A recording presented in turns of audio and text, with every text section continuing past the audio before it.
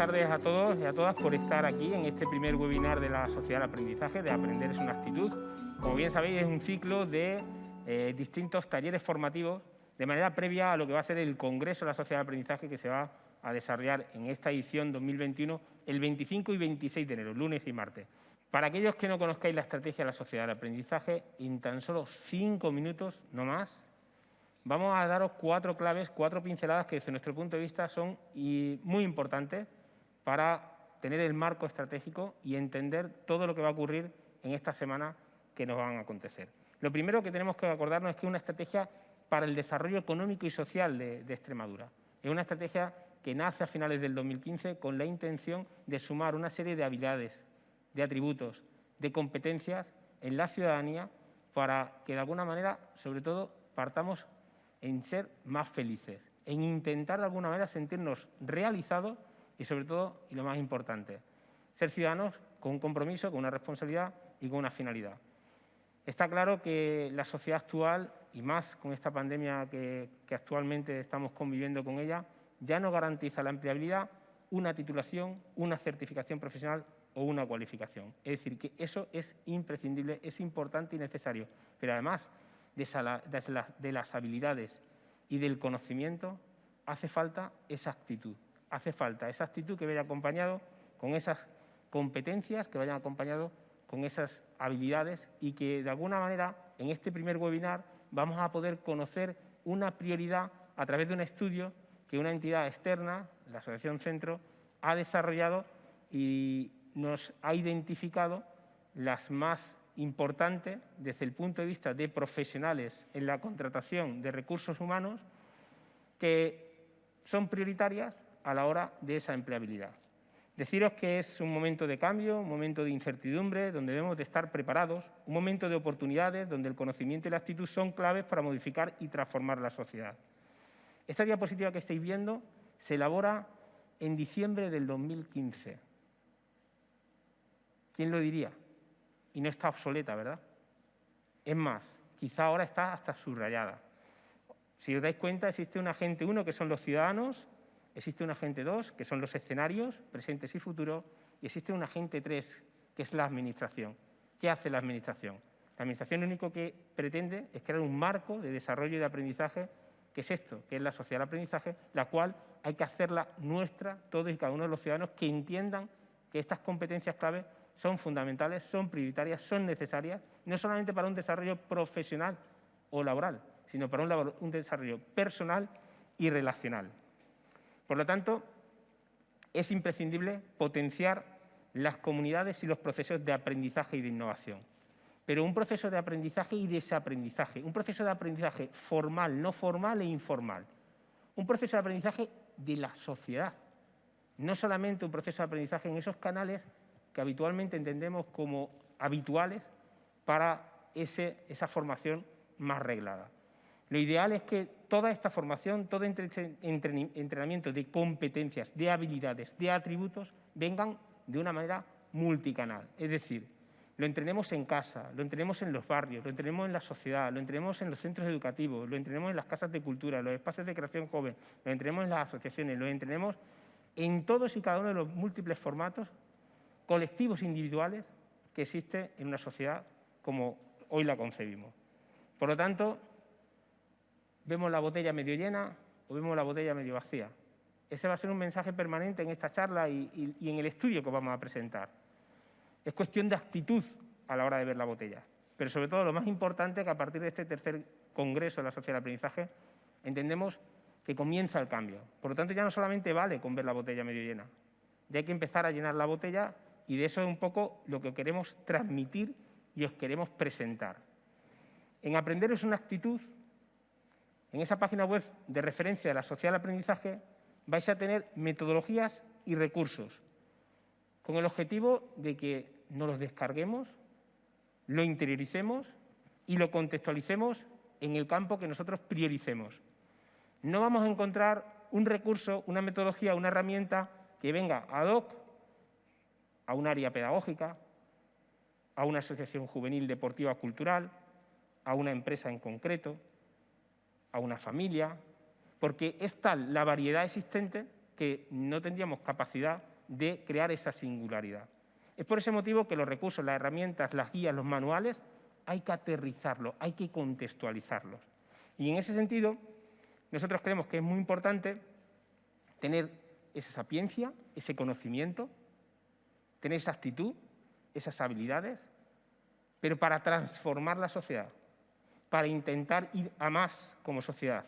En un momento de cambio e incertidumbre como el actual, lo que es totalmente diferenciador y multiplicador es la actitud. La actitud.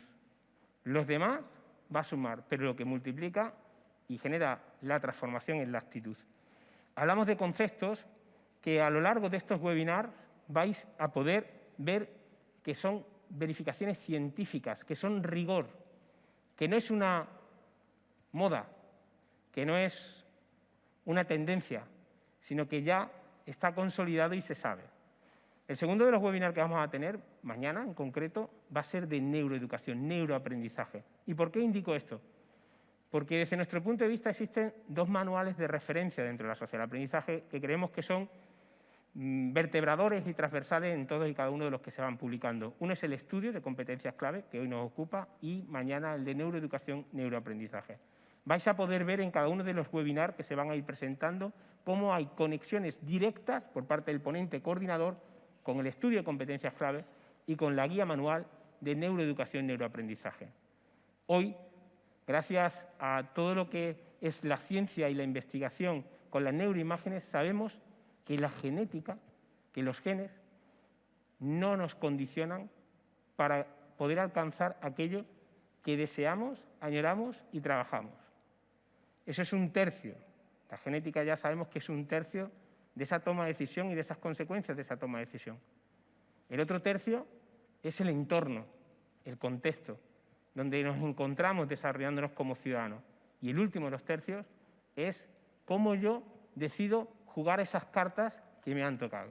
Como bien decíamos, en esa neuroeducación y ese neuroaprendizaje y en ese webinar específico de esa guía de referencia dentro de lo que sería la estrategia. Nosotros esto ya vemos que es una realidad, que los robots, la tecnología, el Big Data, Machine Learning, todos estos conceptos han venido ya para quedarse. Pero estamos convencidos que se quedarán, pero nunca sustituirán al ciudadano. Porque hay competencias, hay habilidades, hay atributos que son insustituibles, que al día de hoy, por más que están intentando conseguirlo, el robot, los robots, la tecnología, no consigue hacerlo igual de eficaz que un ciudadano o una ciudadana. Ahí estáis viendo 4 conceptos muy interesantes. Pero esos conceptos interesantes no son, digamos, nada novedoso. Porque, digamos, todo el mundo los identifica. A mí lo que me parece una novedad es el estudio que Miguel nos va a presentar. Porque esos conceptos los aterrizan en competencias muy definidas, que nos permiten trabajarlos, entrenarlos y desarrollarlos. El compañero Raúl de Tena, coordinador de Leader Coach, nos va a hablar de una teoría que lo hemos podido ver a nivel cinematográfico en muchísimas ocasiones, que es el efecto mariposa, donde un matemático meteorólogo, Laurent, lo posicionó. Yo me quedo con la siguiente pregunta. ¿Podría en un sistema caótico e impredecible el aleteo de una mariposa causar un huracán? ¿Podría una mariposa que aletea en la India crear un huracán en California? La respuesta a mí me parece muy poderosa.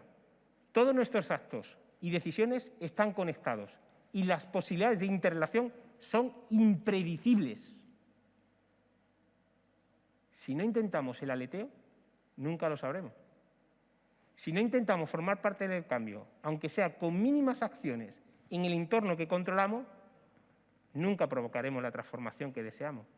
Por lo tanto, es el momento de saber y de preguntarnos cómo puedo sumar, qué puedo ya aportar, cuál es mi compromiso en esto de la sociedad del aprendizaje, en esto que yo recibo materiales, recibo formación, recibo congresos, recibo guías y qué puedo dar. Porque todo está en abierto, todo está gratuito y todo está accesible. ¿Pero qué puedo dar? Pues eso es un poco lo que pretende la sociedad del aprendizaje. Un método, una estrategia para aprender y desaprender, para intentar entrenar una serie de competencias claves que gracias a la asociación centro ahora encima las tenemos priorizadas y que encima resulta que nos dicen que garantiza en la contratación una acción de empleabilidad si la persona está cualificada. Hombre, claro, si no está cualificada, es decir, si estáis buscando un contable y resulta que contabilidad no entiende, por mucho que las competencias claves las domine, lo que necesitan es un contable, ¿no? Formar parte del cambio es caminar hacia el futuro como personas, como sociedad, con actitud. Formar parte del cambio es trabajar de forma colectiva. Formar parte del cambio es transformar nuestro entorno desde nuestras diferencias, desde nuestra igualdad. Formar parte del cambio es saber que incluso lo más pequeño, nuestro ratón, puede provocar un gran movimiento.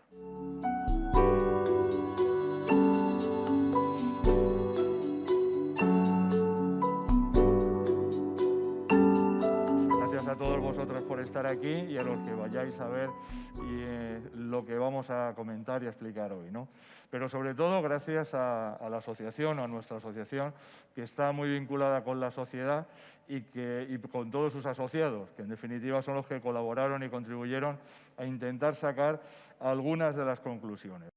Nosotros estamos dentro de una gran asociación, que es la asociación EDIPE. Os decía antes que es una asociación profesional, es independiente, con lo cual nos encontramos en la posibilidad de poder hablar de lo que hacemos y de lo que sabemos con absoluta autonomía. En el momento en el que la sociedad del aprendizaje pues, se acerca a nosotros y nosotros a ella y vemos que tenemos una visión muy común y muy unida a lo que es el desarrollo de las personas en las organizaciones y a lo que es, en definitiva, el alcance de una sociedad mejor, pues enseguida llegamos al punto de encuentro de decir, bueno, vamos a hacer dentro de lo que es nuestro grupo, nuestro equipo de asociados, vamos a hacer un estudio y vamos a ver cuáles pueden llegar a ser o podemos definir en los momentos actuales las competencias claves para la empleabilidad. Se lanzan se lanzan encuestas a todos los asociados a nivel nacional. Esto se lleva durante una serie de meses, al final se hace un informe final y se definen o se eligen una serie de competencias críticas. Y al final pues llegamos a este cuadro de competencias clave, ¿no? que como puede verse, prácticamente las 10 primeras pues entran en una desviación de un 22,7%, es decir, que se agrupaban todas en un margen la dispersión era relativamente controlada, ¿no? La primera competencia, compromiso y responsabilidad, prácticamente 1 de cada 2 directivos decían que era una competencia clave. Pero sí era muy significativo que prácticamente 1 de cada 2 directivos o cada 2 personas que encontramos en ese foco de entrevistas últimas, definía el compromiso como una competencia clave. Sí destacar, sobre todo, viendo las 10 competencias clave y por hablar de ellas, pues las 5 primeras: compromiso, adaptación al cambio, colaboración, gestión de equipos e innovación. Quizá ahora, en la situación que hemos vivido recientemente, pues se ha visto precisamente cómo a través del compromiso, por determinadas formas de trabajar, como por ejemplo el teletrabajo, se ha podido llevar a efecto, gracias a que nos hemos encontrado en las organizaciones personas con un alto nivel de compromiso. Es la clave de la supervivencia, de la eficacia y del futuro de las organizaciones. La flexibilidad y la adaptación al cambio es algo que tiene que estar en el menú de las tareas diarias de cualquier persona. La colaboración y el trabajo en equipo. Cuando hablamos de trabajar en equipo, ya no es solo juntarnos y a ver qué tal nos salen las cosas, ¿no? Sino que en la idea que también se ha expresado antes y que en alguna de las guías se desarrolla más, necesitamos que cada persona asuma su rol. Y es que hoy en día, con la quinta competencia, la innovación y la creatividad no surge del individuo solo, toma forma dentro del grupo, toma forma dentro del equipo. Y en ese sentido también, pues lo que es la parte de liderazgo, ¿no? Al final, el liderazgo es mucho más. El liderazgo en el momento actual es la conexión entre las personas. Hay una conexión emocional importante que hace que ese líder o esa persona ayude a los demás a ser mejores. Nos encontramos ahora con la innovación. El problema es que muchas veces los entornos que tenemos que crear deben ser creativos. es algo que tenemos que superar también en nuestras organizaciones. Y de cara al futuro, si queremos adaptarnos al futuro, crear, innovar, tenemos que provocar entornos que nos faciliten esa creatividad. La inteligencia emocional, esa conexión entre personas, la orientación a resultados. Si es que desde que somos pequeñitos vamos al colegio y nos hacen exámenes, estamos orientados ya a obtener un resultado. Y en una organización, más importante todavía, porque si no, pierde sentido y pierde objetivo. El learnability. Learnability como concepto de decir, bueno, es que cada uno ya tiene que ser responsable de su propio desarrollo profesional. Tenemos que ser dueños de nuestra propia carrera profesional. La comunicación, el influenciar, el ser capaces de transmitir, tiene que ver con la inteligencia emocional, la planificación, la organización. En definitiva, como veis, pues son competencias que están dando vueltas una alrededor de otra, pero que tienen un objetivo común, que es maximizar, digamos, la aportación de las personas en las organizaciones y desarrollarnos en un entorno en el que seamos pues, mucho más eficaces y, por ende, también, o mucho más felices y más eficaces y, por lo tanto, más felices. Y, bueno, pues una especie de pescadilla se muerde la cola. Muchas gracias. Gracias a ti, Miguel.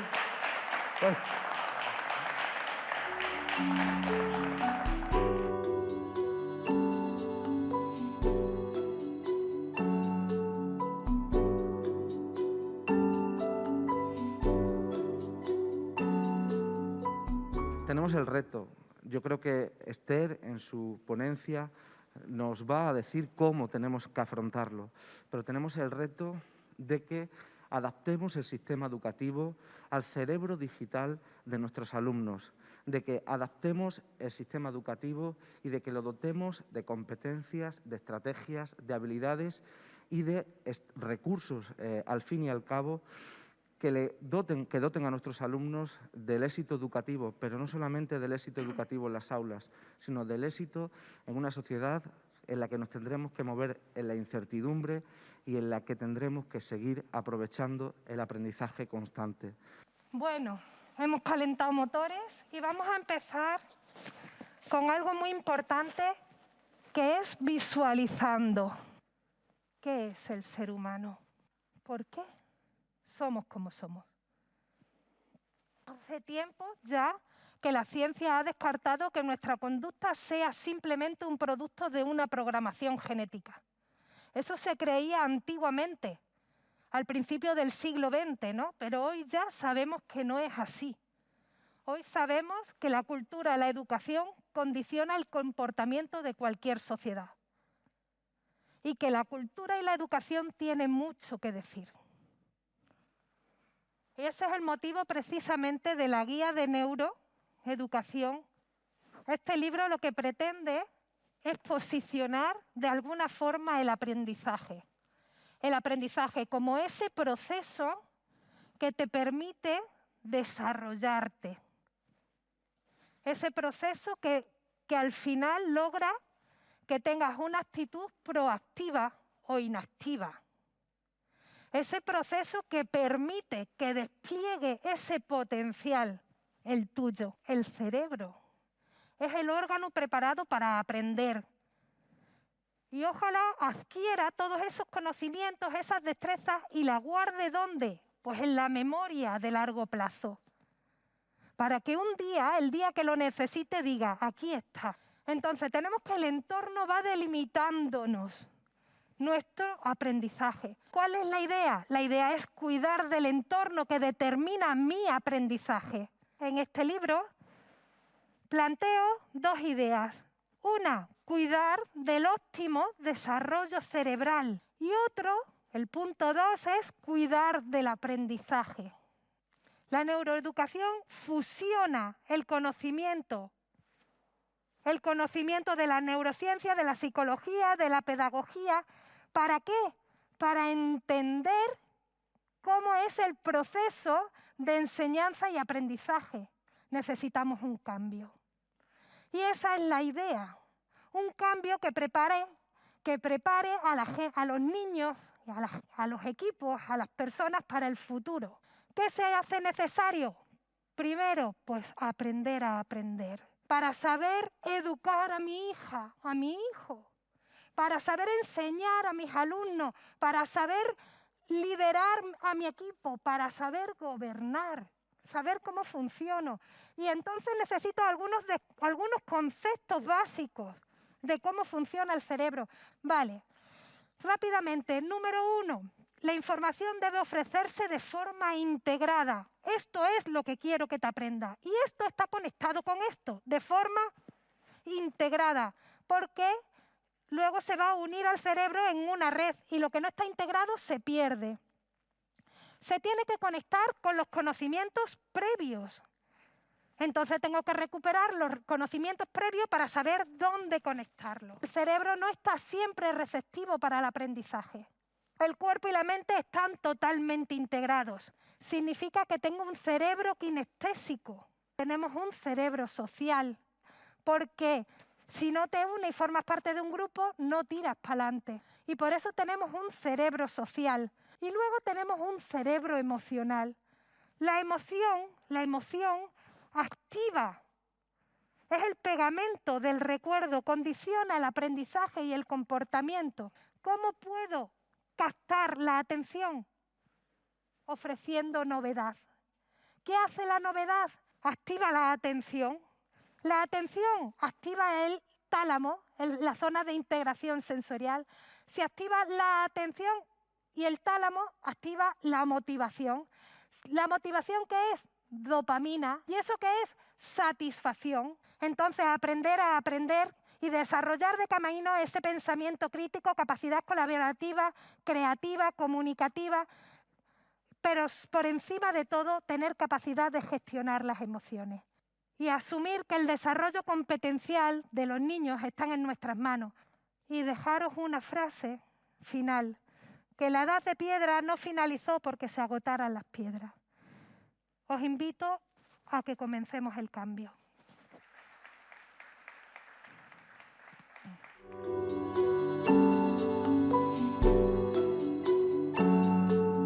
Aquí es donde vamos a centrar la esencia y lo fundamental de este taller, donde nuestra magnífica experta, Maite Catalán, pues nos va a trasladar precisamente esos 7 hábitos para ser mucho mejores personas y desde luego estar mejor formados. Y te doy paso. Muchas gracias, José. Muchas gracias. Bueno, pues el liderazgo es algo que a mí me ha acompañado desde que tengo conciencia. Y es que mi padre era el director general de una cooperativa de crédito. Y las personas hablaban maravillas de él. Decían que era muy buena gente. Decían que era una persona muy campechana y, sobre todo, un gran líder. Claro, que si mi padre era un gran líder, pues por comparación, pues para mí mi madre era una gran líder.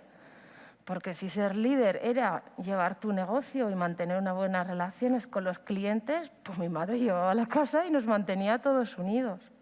Años más tarde, estando yo de directora de recursos humanos de esa cooperativa de crédito, pues estábamos creciendo muchísimo y se me encomendó una misión, elaborar un plan de formación.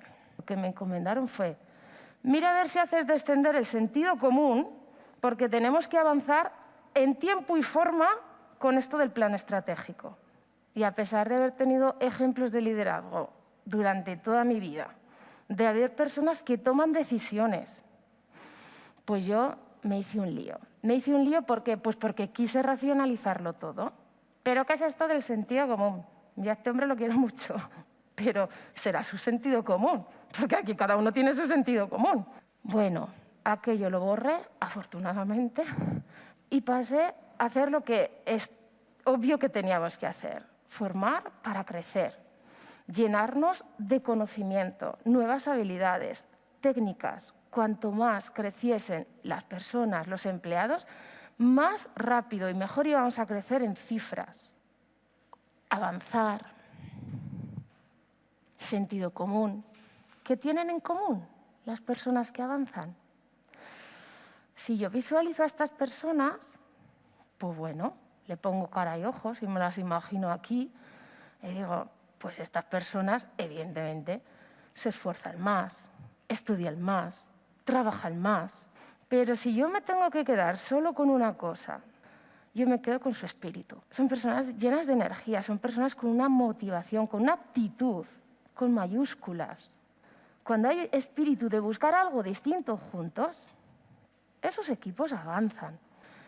Cuando nosotros nos visualizamos como la persona que queremos ser, sentimos dentro de nosotros la belleza de nuestra perfección.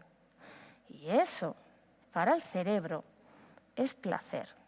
Está demostrado que el placer mueve montañas, que se activan todos nuestros sistemas neuronales, que se activa la dopamina, que se activa la endorfina y que nos disparamos, nos levantamos literalmente de la silla para alcanzar aquello que deseamos. Si para mí es un hábito tomar decisiones de manera efectiva, de manera que me acercan a lo que yo quiero conseguir, el desempeño que yo tenga siempre va a ser mucho más duradero en el tiempo. Una vida centrada en principios y paradigmas efectivos nos va a ayudar muchísimo a que nuestros hábitos sean efectivos. Con el hábito 1 voy a ser la fuerza creativa de mi vida. Eso para empezar. Centrarme en mi círculo de influencia, en mi baldosita, en lo que yo puedo controlar. Con el hábito 2, si yo ya soy la fuerza creativa de mi vida, lo que ya me va a demandar el cuerpo es tener visión. Con el hábito 2 voy a adquirir la visión. La visión de saber dónde quiero llegar, a dónde quiero llegar y con quién quiero estar. Una visión clara. El hábito 2 se llama comenzar con el fin en la mente. Con el hábito 3 seremos de esas personas que avanzamos porque ponemos primero lo importante y sale lo importante y cumplimos con lo importante. Hábito 4. Piensa en ganar, ganar. Fijaros, el verbo es importantísimo. Pensar, ganar, ganar. Es un hábito de actitud. Con el hábito 5, ya es un hábito más de habilidad, vamos a conocer y vamos a saber y vamos a entender y vamos a practicar la escucha efectiva. Cuando llegamos al hábito del logro, 4 actitud, 5 habilidad, 6 logro resultado, nos vamos a encontrar ¿con qué? Con mundos nuevos. Es que yo voy a ir con una actitud abierta y me voy a encontrar con decisiones nuevas. Es el hábito de la creatividad. Y el hábito 7 ya os lo he mencionado, el hábito de la renovación. Me cuido, hago hábito de cuidarme. En mis 4 dimensiones, mente, cuerpo, corazón y espíritu, a diario, yo me estoy cuidando, me estoy queriendo, me estoy amando. Me reconozco como persona completa y me nutro. Los 7 hábitos son una llamada desde el líder interior a la acción, una llamada a la consciencia para la acción orientada siempre a resultados. Y ahora está en vuestras manos que esto sea posible.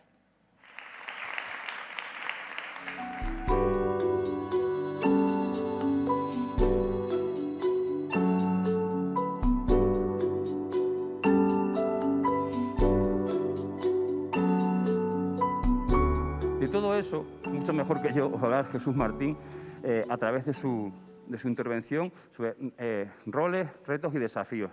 Hilo conductor, supongo que la metodología de Belvin, ¿no? Así es. De Jesús. roles. Y os dejo con él. Muchas gracias. Muchas gracias.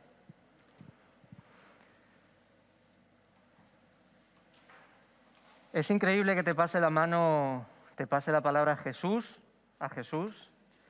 pero antes de eso, antes de empezar, os quería dar las gracias. Quería dar las gracias a la Junta de Extremadura por invitarme a estar en un sitio espectacular. Quizás esperabais que los roles de Belvin tuviesen algo que ver con otros conceptos, pero no, los roles de Belvin son ciencia, ¿vale? Y ese contexto con el que quiero iniciar es un contexto muy ligado a datos, ¿vale? Vivimos en un mundo en el que la era digital, las máquinas, la tecnología, está creciendo de manera exponencial. No sé si sabíais que la economía digital ahora mismo ocupa la 5ª parte en el PIB de España. Está creciendo a un ritmo de un 40%. Además, con toda la pandemia del COVID, estamos ya cercanos al 40% del PIB de la economía digital en la influencia que está teniendo ahora mismo en nuestro país. Pero daros cuenta del dato que estamos dando. Un 45% de los empleos actuales se van a transformar. Y aquí surge una reflexión.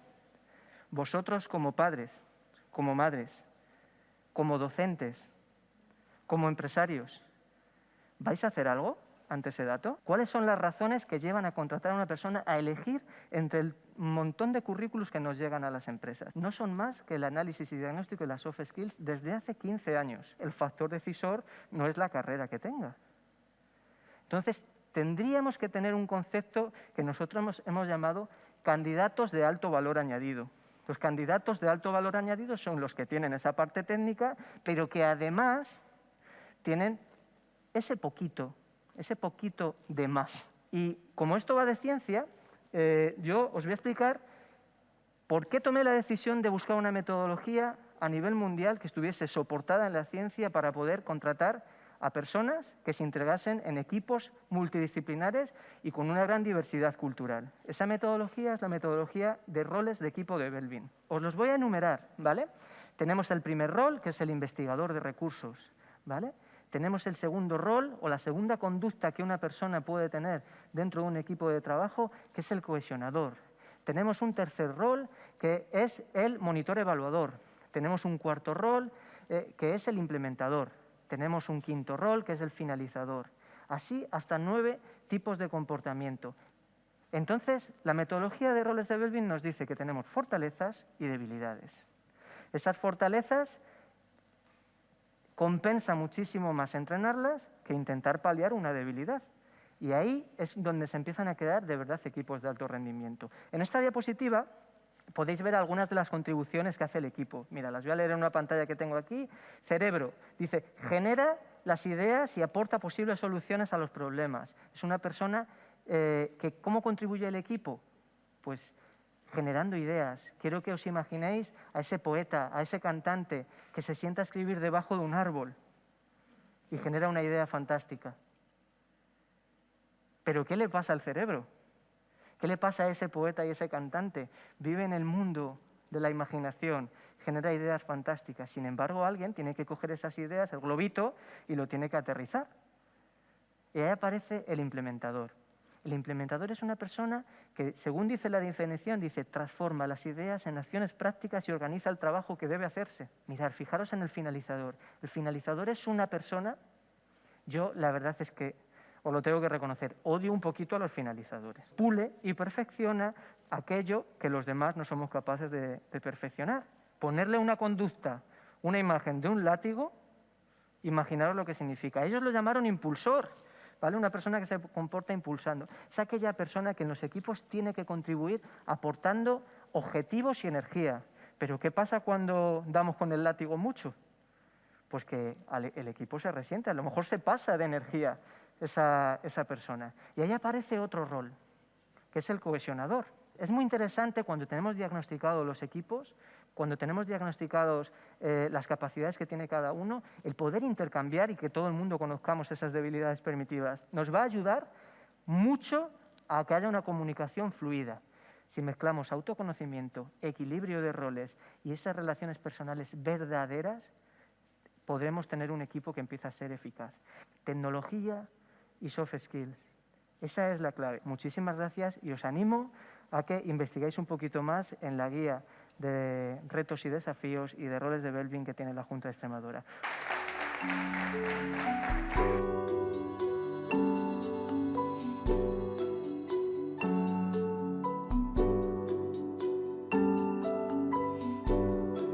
Bueno, muy buenos días a todas y a todos. Bienvenidos a esta sesión del Congreso de Aprendizaje, en el que vamos a abordar un tema apasionante, pero muy, muy complejo.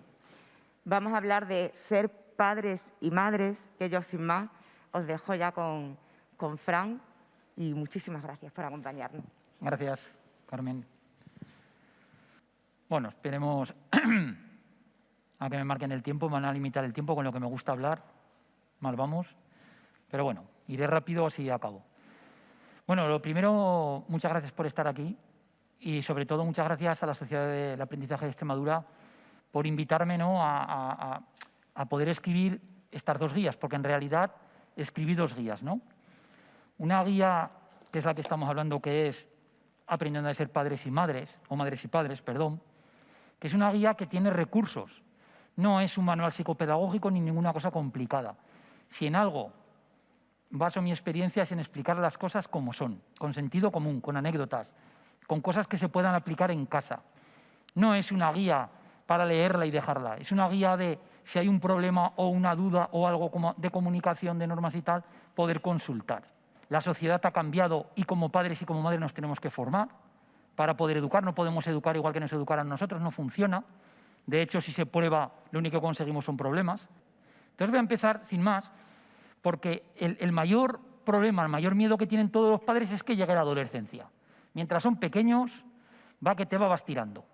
Pero en función de lo que hagamos entre los 0 y los 12 años, vamos a tener una adolescencia más o menos conflictiva. No podemos pretender que un adolescente nos diga así papá y se comporte. Y no podemos educar a un hijo si no lo entendemos. Para ello, tenemos que tener la perspectiva. Y nuestra perspectiva de vida no es la misma que la que tienen ellos. No lo ven como nosotros. O sea, ahora tengo otro rol, ahora soy el padre. Yo no le voy a decir a mi hijo, haz esto. Le diré, eso no se debe hacer. Pero si yo lo entiendo, no me enfadaré. Y podré enseñarle a hacerlo del modo correcto. Y eso significa ser padres y madres. Y luego hay una cosa importante, tener credibilidad. Yo no le puedo decir a mi hijo que no grite si lo estoy gritando. Yo no le puedo decir a mi hijo que se coma la comida si no me la como. Hemos de ser creíbles con lo que decimos y con lo que hacemos. Y eso es muy, muy importante. Si no nos comunicamos con ellos, si no podemos hablar con ellos, estamos perdidos. O son sordos ellos o nosotros. Es que estamos en un mundo diferente. Entonces, claro, ¿cómo nos hemos de comunicar con ellos? No puedo sentarme con mi hijo delante, vamos a hablar. Tengo que aprovechar momentos, hacer cosas que les gusten, hablar de lo que les guste. ¿Qué hacemos? ¿Cómo nos comunicamos con los hijos? Interrogándolos. ¿Qué has hecho? ¿Dónde has estado? ¿Con quién has estado? Nada por ahí con los colegas. ¿Se lo sabes para qué le preguntas? ¿Qué tal el examen? Bien, ya lo sé. Claro, lo del examen se lo pregunto porque es mi responsabilidad. Luego ya veremos. Pero, claro, con eso no voy a conseguir comunicación. Lo que tengo que hacer es comunicar, es saber lo que le gusta y verlo. ¿Me cuenta todo? No, ni quiero. Si me contara todo, algo mal iría. No sería su padre, sería su colega. Pero sí que tengo comunicación. Y esto es fundamental. ¿Cómo? Pues hablando con él, estando con él, escuchando con él, cosas que a él le interesan, no que me interese a mí. Yo no puedo intentar hablar solo con mis hijos del colegio, de los deberes, de ordenar la ropa, porque al final con los hijos se acaba hablando de lo que tienen que hacer o lo que no han hecho. Por otro lado, claro, tienen que aprender que hay unas reglas del juego, marcar límites, las normas y entenderlo. Nosotros tenemos que marcar, y muchas veces dicen que se le olvidan, no se les olvidan a los adolescentes. Educar no es decirles lo que tienen, no es ir detrás, sino es decirles o dar estrategias para que ellos tomen decisiones. Eso nos hemos de tener en cuenta. No podemos gritar, tenemos que entender que ellos se quieran saltar las reglas del juego. Y las reglas del juego sirven para que aprendan a asumir responsabilidades. Él tiene que saber qué es lo que tiene que hacer y si no lo hace, qué va a ocurrir. Y que decida él. Y si él ha decidido llegar tarde, él tiene que asumir la responsabilidad. Y muchas veces el problema es que no son responsables porque vamos todo el día detrás. Todo el día detrás. Y ellos tienen que decidir si quieren cumplir o no. Si no, que asuman su consecuencia. Y una consecuencia tiene que ser para que él reconduzca una conducta. Desde que nacemos hasta que nos morimos, tenemos que hacer mínimo 5 cosas que no nos gustan. Mínimo. Y se lo tenemos que enseñar a los hijos. Yo a mi hijo le digo, mira, cariño, cuando no te guste algo, cámbialo. Y si no, cambia de actitud. Y muchas veces cuando está enfadado por algo, lo calmo, le digo, aprende, no pasa nada. Y eso es transmitir positividad. Porque las cosas que no se pueden cambiar, no se pueden cambiar. Y nosotros tenemos que educar a nuestros hijos para la vida, no preparar la vida para que se adapte a nuestros hijos, que esto es inviable. Voy acabando. Lo más importante en educación es el refuerzo positivo y es valorar lo que ellos hacen. Si yo no valoro lo que hacen bien, al final siempre estamos recordando a los hijos lo que no hacen bien. Pero los tenemos que enseñar a los hijos a que todo lo que les damos, a que todo lo que tienen, no les llega por arte de magia, pero se lo tenemos que explicar, sin dar la vara, sin insistir, sin enfadarnos, sencillamente enseñarles a dar las gracias. Y como mi madre creo que soy mi madre y mi padre me lo enseñaron bien, pues yo os quiero dar las gracias a todos vosotros y vosotras, a todos los que nos estoy viendo a través de Internet y a la Sociedad del Aprendizaje de Extremadura por estar aquí.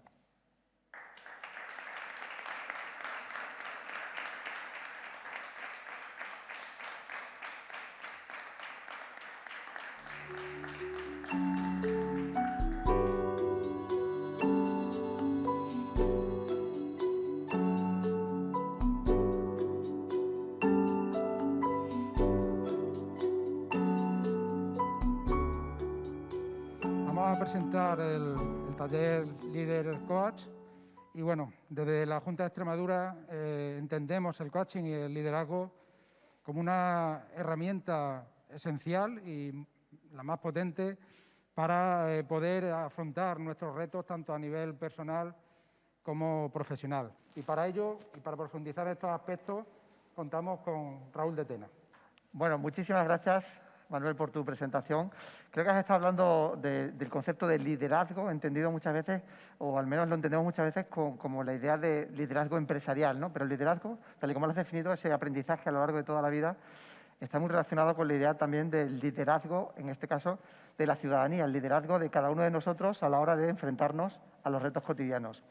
Si combinamos la idea de liderazgo y coaching, también alusión que has hecho en tu presentación, al final nos damos cuenta que el tipo de liderazgo es diferente, es un liderazgo más facilitador. El liderazgo que nos lleva a, desde un trabajo interno, poder ayudar al desarrollo de otras personas. Así que en el tipo de sociedad que vivimos, que es un tipo de sociedad completamente en red, donde estamos sistemáticamente conectados como nodos que somos, digamos que la influencia de un nodo en el resto de nodos pues es significativa. Cada vez que yo me muevo, de alguna manera todo ese sistema se mueve. ¿Y eso qué implica? Eso implica que tengo mucha capacidad de influencia, aunque sea aparentemente pequeñita en primera instancia. Creo que todos somos, o podemos llegar a ser, agentes de cambio desde nuestra pequeña zona de influencia. Decía Manuel en su presentación que estamos en un entorno turbulento. Los expertos hablan de este entorno y lo definen como entorno VUCA.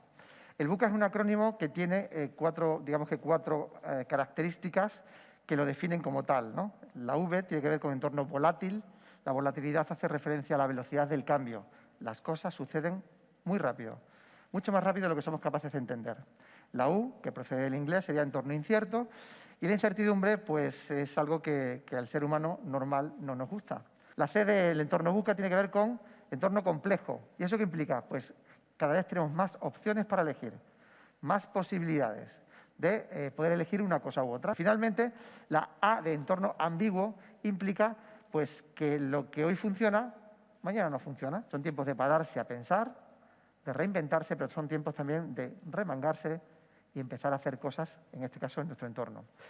Por tanto, necesitamos ese perfil de líder que tiene que ver con personas capaces de liderarse a sí mismas y personas capaces de liderarse a sí mismas para poder liderar e influir a otras personas en el futuro. Ese es el tipo de liderazgo que como sociedad necesitamos. Quiero compartir con vosotros la pirámide neurológica de Robert Dills.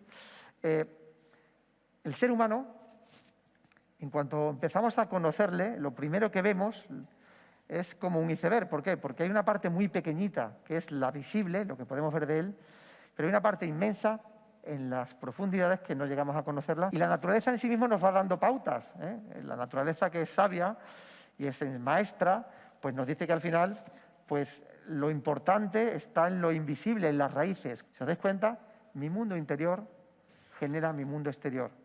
Es un trabajo de dentro afuera.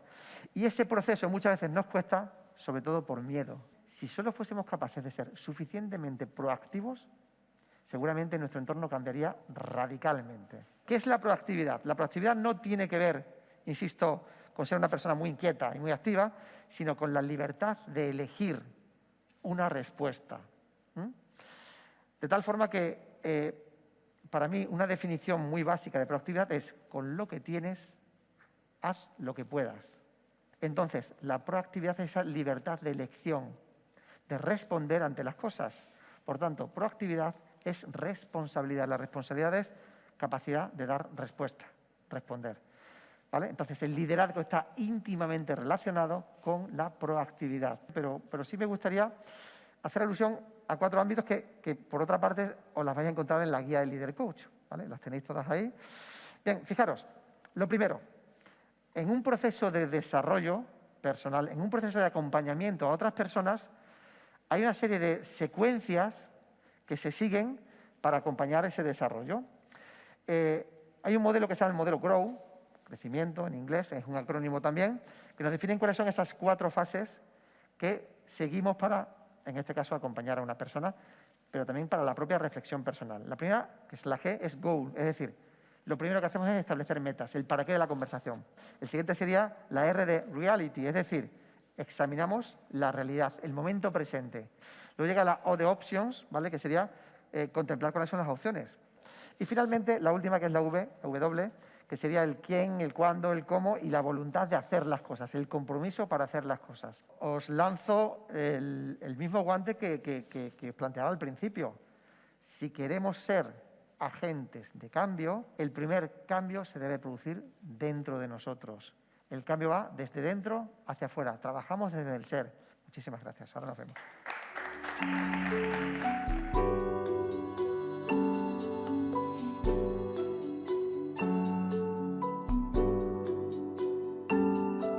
Os voy a dejar con María Solano, emprendedora, muy profesional, que además nos va a enseñar estas metodologías que son muchísimo más importantes de lo que nos creemos y que es interesantísimo que las escuchéis porque las vais a aplicar muy directamente a lo que hacéis en vuestra vida.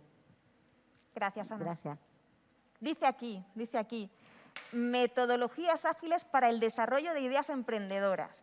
Pues sí, vamos a hablar de emprendimiento, vamos a hablar de emprendimiento ágil y vamos a hablar de cómo ese emprendimiento ágil se sustenta en una serie de metodologías o en unos marcos que nos van a permitir trabajar de manera ágil. Mirad, decía Ana también que ahora mismo, en esta sociedad en la que vivimos, en este mundo en el que vivimos, aprender es clave para poder progresar. Yo también diría, bueno, y para sobrevivir, que se lo digan a los empresarios y que se lo digan a las empresarias ahora. Aprender es clave, reinventarse es clave. La incertidumbre es tal que si no somos capaces de adaptarnos y flexibilizarnos cada día, cada segundo, estamos perdidos y perdidas. Os decía que nos habíamos basado y que fue una de las premisas el que fuera versátil dentro del mundo de lo que era el emprendimiento ágil. Y una de las primeras preguntas fue, bueno, vamos a poner en claro en qué entendemos por emprendimiento ágil, ¿vale? Entonces, bueno, a nivel de Europa hay un marco que se llama Entrecom y es un marco que lo que te define precisamente es, te da un concepto de qué es emprendimiento, te lo define y hace como una especie de progresión de niveles de cómo una competencia pues puedes ir mejorando y mejorando con indicadores. Entrecom define el emprendimiento como esa capacidad de detectar una idea o una oportunidad y movilizar tus recursos para que esa idea o oportunidad acabe transformándose en algo que aporte valor. En el emprendimiento ágil siempre hay que ofrecer valor. Teniendo en cuenta Entrecom su definición de emprendimiento, que además divide en 15 subcategorías, hemos visto esas 15 subcategorías, hemos visto nuestros 10 sprints y hemos ido haciendo una relación de qué tipo de competencia o subcompetencias se trabaja de manera más específica en cada uno de esos sprints. Aquí tenéis el gráfico, que también lo tenéis en el manual, y es más o menos lo que os acabo de decir. Tenemos los 10 sprints, las 15 subcompetencias y cómo van impactando de manera directa en cada sprint. El emprendimiento ágil lo hemos asentado en 2 pilares, que son dos metodologías, podríamos decir, ha hablado de ellas Ana. Una es el pensamiento de diseño y la otra es el marco Scrum, ¿vale? El pensamiento de diseño, dicen que la gente de IDEO, que es una de las consultoras más importantes que ha trabajado en estos temas, lo define incluso como una mentalidad, ¿vale? Es una forma de ver las cosas. Entonces, hay una primera fase que se llama empatía, simplemente las personas, te centras en ellas. Pasa a una siguiente fase que llama de definición. Ahora sé qué necesidad o qué trabajo tiene que cumplir esta persona. Por lo tanto, ya puedo ofrecerle algo y definir claramente qué es lo que voy a diseñar, ¿vale? Después, ¿a qué pasaríamos? A las ideas. Y es aquí donde el pensamiento vuelve a diverger y abrimos ese abanico a ideas, pero ya con un objetivo claro. Se selecciona una de ellas con diferentes técnicas y una vez que tengo esa idea, la prototipo. Y que voy a poder testar, que sería la última, que lo voy a poder poner encima de una mesa, voy a ver cómo esa persona se relaciona con ese producto o con ese servicio y voy a poder aprender de nuevo, observar de nuevo y volver a hacerme preguntas para volver a dar la vuelta al ciclo y seguir empatizando, seguir definiendo, seguir, ¿vale? Para ello hemos seleccionado el marco Scrum. Marco Scrum, que también ha hablado Ana de este marco en la presentación, pues lo que nos viene a decir es que, pues que nosotros vamos a avanzar de manera iterativa, sería nuevamente dando círculos, ¿vale? Con entregas pequeñas que aporten valor y de manera incremental. Sobre algo pequeño voy creciendo, creciendo, creciendo, creciendo. Pero bueno, lo que os decía, ¿cómo entendemos el emprendimiento ágil? Como un proceso en el que vamos a desarrollar esas ideas, pasando por la empatía, por la definición, la ideación y demás, y con pequeños equipos o con un pequeño equipo que funciona con estos ciclos en los que va entregando valor poquito a poco, poquito a poco, poquito a poco, de manera constante. Pues por ahí tenemos que empezar, ¿vale? Por hacernos esas preguntas y definir nuestro desafío. Para poder impactar en los demás, para poder llegar a gente y acompañarles hacia ese objetivo, hacia ser lo mejor de sí mismos y sacar esas ideas adelante, tú también necesitas tener un propósito, ¿vale?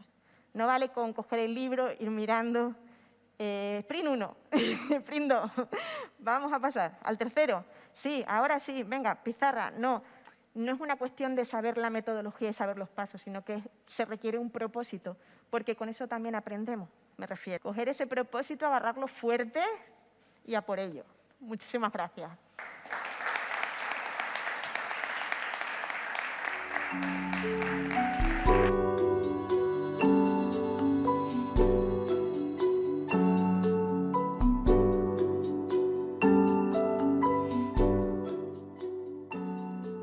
Si sois de los que pensáis que deberíamos entregarle a la ciudadanía y a nuestros jóvenes especialmente esa capacidad de cribar qué información, de cómo formarse su opinión, de escuchar al otro, de saber defender sus ideas con verdadera pasión, vosotros confiáis en Dialecta y vosotros tenéis que formar parte de Dialecta. Dialecta participarán los jóvenes, pero Dialecta lo tenemos que hacer entre todos. Va a ser un concurso, un programa de habilidades comunicativas para todos los jóvenes de nuestra sociedad extremeña. ¿Para qué? Para entregarles el regalo que hoy se os va a entregar a vosotros. Hablar bien para vivir mejor. Muchas gracias. Y Ángel, muchísimas gracias de verdad, porque la guía es espectacular. Gonzalo, muchas gracias por tus palabras y sobre todo por darme ya un contexto que me ahorra mucho trabajo, ¿no? El reto que tenemos ante nosotros, conectar la oratoria, conectar la capacidad para hablar bien con la sociedad del aprendizaje, no es un reto fácil, precisamente porque la relevancia de la capacidad de comunicación, de la capacidad de hablar con los retos del aprendizaje es incalculable. Hoy no podemos vivir bien si no somos capaces de hablar bien.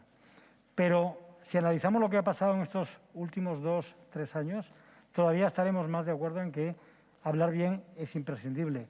Y podemos pensar incluso que las restricciones que estamos teniendo en este momento son un obstáculo, pero desde mi punto de vista son una oportunidad.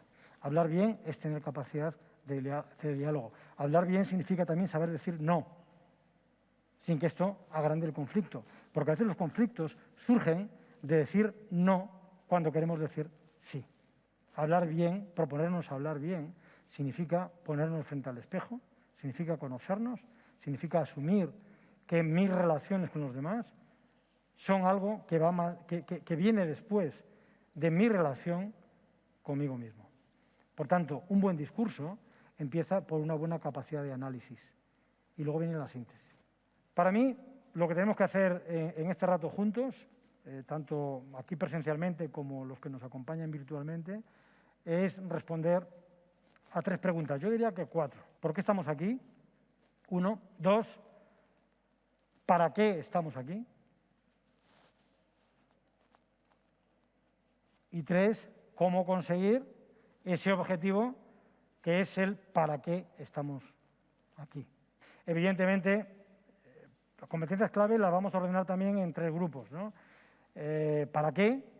¿Para qué son esas competencias que tienen que ver con hablar bien y potenciar el aprendizaje? ¿Qué tenemos que hacer? Y finalmente el cómo, ¿no? Y ya les adelanto que en realidad lo difícil no es el para qué ni el qué, sino es el cómo. Y además porque el cómo es diferente para cada uno de nosotros.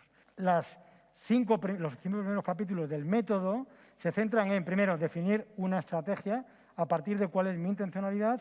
2, preparar al orador para que busque recursos, porque los tiene, todo el mundo tiene recursos, pero muchos no los usamos. A partir de ahí ya puedo estructurar el discurso. Cuando ya tengo el vínculo, entonces la comunicación es posible.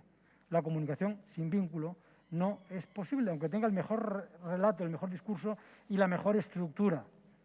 Y lo que viene después es realmente ponerlo en escena y hacer que ocurra. Y cuando hago que ocurra, la conexión me permite convertir ideas complejas en algo entendible y que genera significado para todos los públicos. Y esa es la capacidad que tengo que entrenar, capacidad de analizar la audiencia para poder adaptar mi discurso, no a lo que me interesa a mí. Un discurso eficaz, influyente, es el que habla del público, el que genera imágenes en la mente del público. La guía que yo les animo a todos a que la consulten, de neurociencias, lo que nos dice básicamente con respecto al tema de hablar bien es, primero, que el cerebro es el que crea nuestra realidad. Y no lo dice tan expresamente, pero yo lo interpreto, aunque en realidad ese punto A2 está específicamente en el manual. El cerebro que crea la realidad es también el que crea tu fortaleza. Nos da las guías perfectas para conseguir usar el discurso como un proceso de relación, si somos capaces de entenderlo y de leerlo. Lo que yo quiero decirle al público es simplemente la excusa que me permite mantener la atención y que le permite al público vivir su propia experiencia. Hablar bien, comunicarnos de manera eficaz como proceso de aprendizaje transformador. A partir de un análisis que me permite entender el contexto, soy capaz de compartir conocimiento con el público, pero definiendo la utilidad de la información que estoy dando, ¿vale? Y haciendo que se vea explícitamente el beneficio que esa información tiene, no para el orador, sino para el público. Y esto requiere una estrategia. Este es el contexto. Y yo lo que les animo a ustedes es que a partir de este planteamiento de capacidades, método y entendimiento del contexto, a partir de la estrategia, ahora reflexionemos entre todos, ¿no?, sobre cuáles son los retos, qué de esto puede ser útil y cómo nos ayuda a cada uno de nosotros en nuestros retos para desarrollar la sociedad del aprendizaje. Muchas gracias por la atención y ahora vamos con las preguntas. Gracias.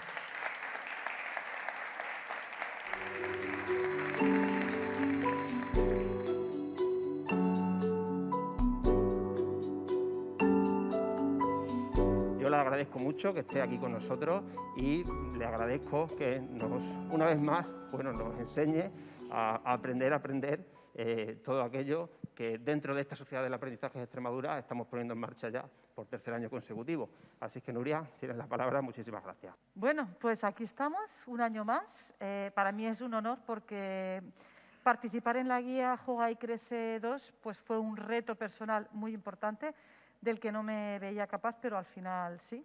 Y vamos a empezar porque, tenemos un tiempo récord. ¿Qué tiene en relación la realidad y la imaginación? Y es que en realidad son estados de conciencia.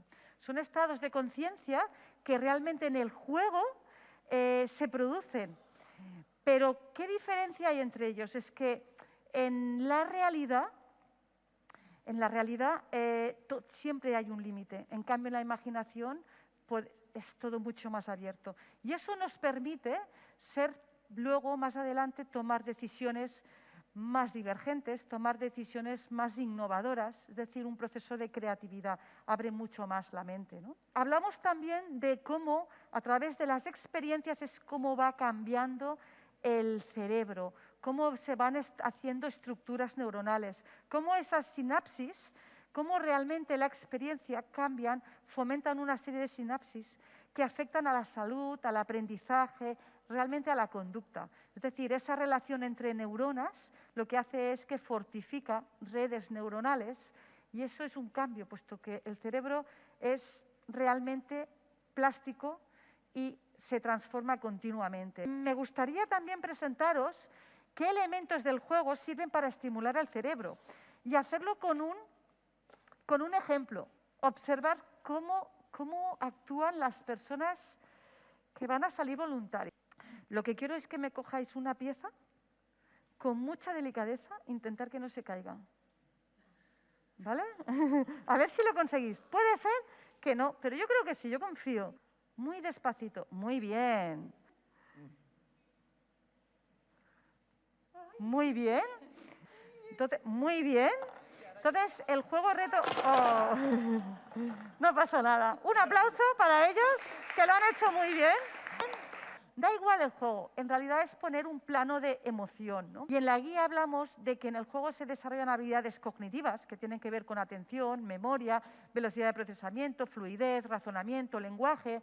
También es habilidades sociales que se desarrollan. Ya no hace falta que sea un juego cooperativo. Cualquier juego al final nos pone en un plano de relación y es exactamente el mismo plano de relación que vamos a tener luego cuando estemos haciendo un trabajo cooperativo en una empresa o en cualquier área de nuestra vida. Por eso el contexto de juego es muy, muy bueno para transformar personas. Pero luego hay una cosa importantísima y es que las habilidades emocionales están en cualquier actividad que hagamos, pero especialmente en el juego, en el que ganamos, perdemos.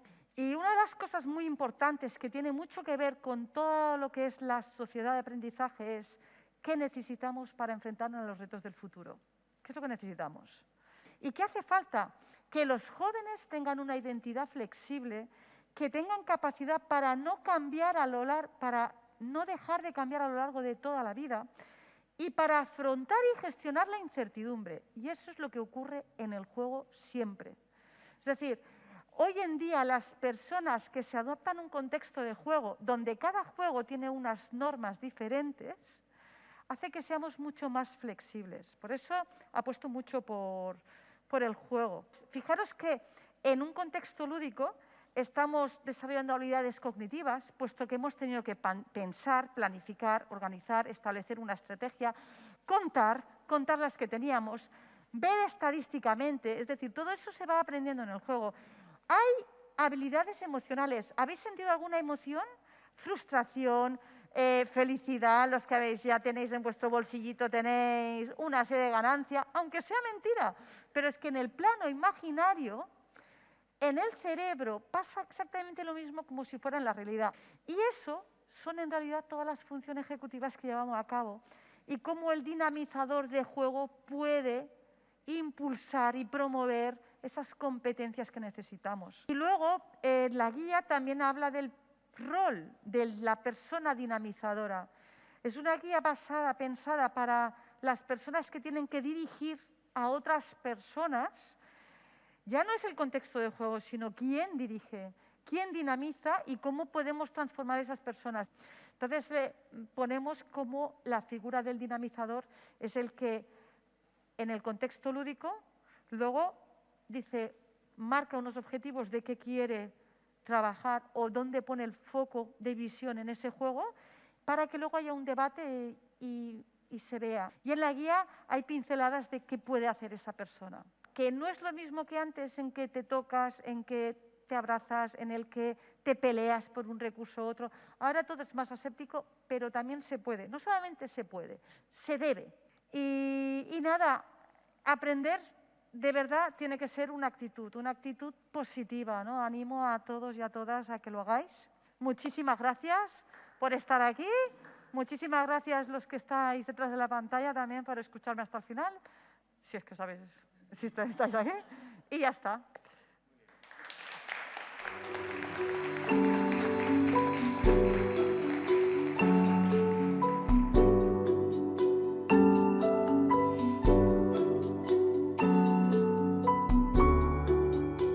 muchísimas gracias. Yo por mi parte os dejo con este bloque tan divertido, tan formativo. Os dejo con Jordi y que sigáis disfrutando de este estupendo congreso ya consolidado de la Sociedad del Aprendizaje.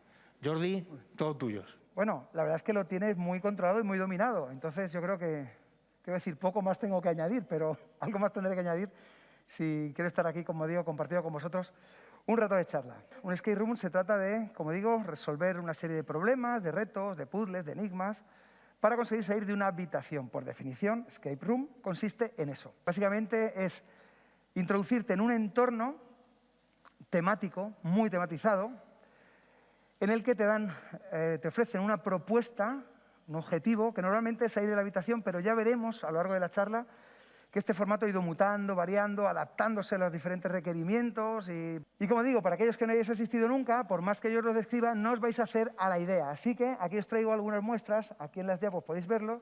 No tenemos que olvidar que se trata de un juego. Este es el planteamiento básico, planteamiento de partida de esta experiencia, de esta tipología de juegos. Busca la diversión. En un juego de escape room real jugamos de forma cooperativa. Tenemos que resolver el puzzle entre todos, ¿vale? Cuando jugamos una aventura gráfica estábamos nosotros solos. Y si te bloqueabas, pues te bloqueabas y ya está. En un entorno real tenemos que resolverlo de forma cooperativa, jugando en equipo. Y como digo, hablar con los demás se vuelve fundamental. ¿Por qué es interesante jugar? Bueno, pues porque tiene determinados beneficios. Si atendemos a los beneficios intelectuales, podemos hablar de la utilización de las capacidades como la lógica, la memoria, la concentración. Hay que estar muy enfocado en lo que queremos conseguir. De otra manera, seguramente no lo hagamos.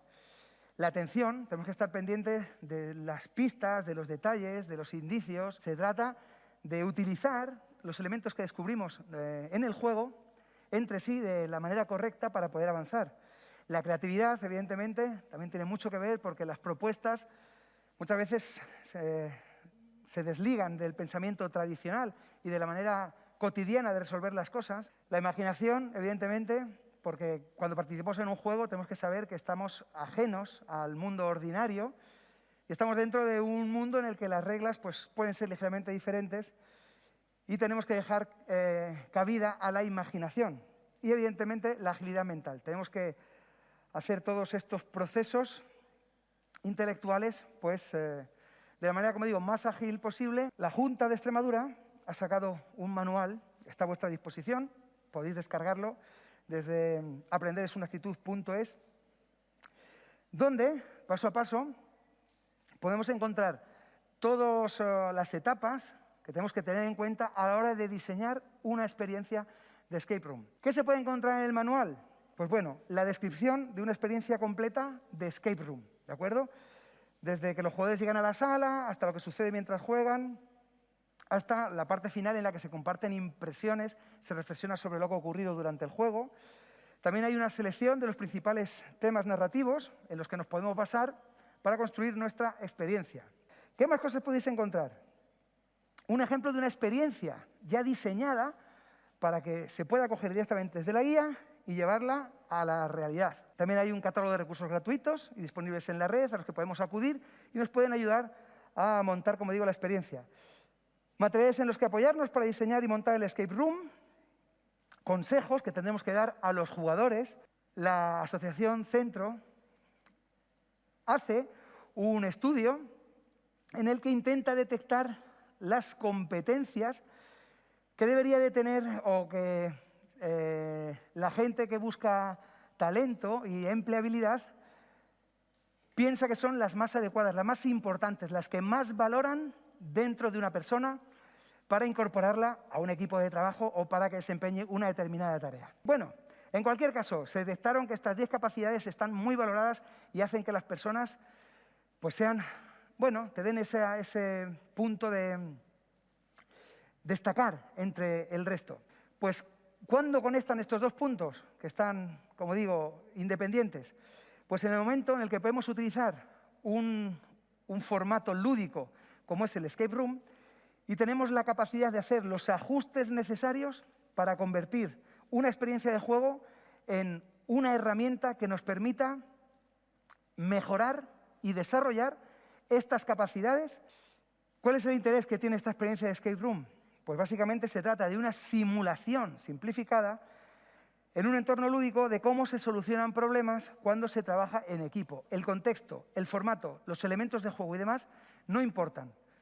No importa en el sentido que pueden ser diversos. Es decir, no hay que centrarse en unos concretos, sino que, como digo, el espectro es realmente amplio. Así que esto es un resumen de todo aquello que se puede poner en práctica cuando se juega un escape room. Cooperación, suma de fortalezas, alta motivación, un objetivo común por parte de todos los jugadores y jugadoras, emplear distintos enfoques y aportar nuevas visiones. ¿Qué casualidad? Yo creo que no. Coincide con el espíritu de la sociedad del aprendizaje. Así que recordad, diversión y victoria. Muchas gracias. Gracias. Muchas gracias, muchas gracias. Gracias. Gracias.